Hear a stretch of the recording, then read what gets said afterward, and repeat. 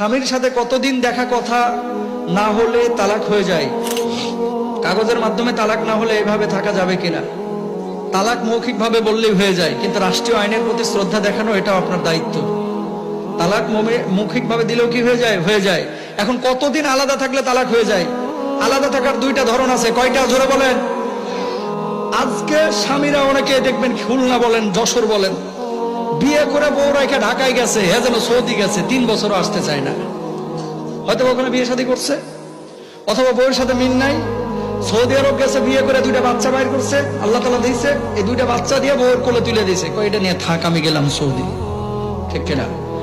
প্রবাস জীবন আপনি অবশ্যই যাবেন। স্বামী যদি বলে যে তুমি 10 বছর থাকো, আমার জন্যই তো কষ্ট করতেছো, আমাদের জন্যই তো, আমার কোনো সমস্যা নাই, তাহলে জায়েজ।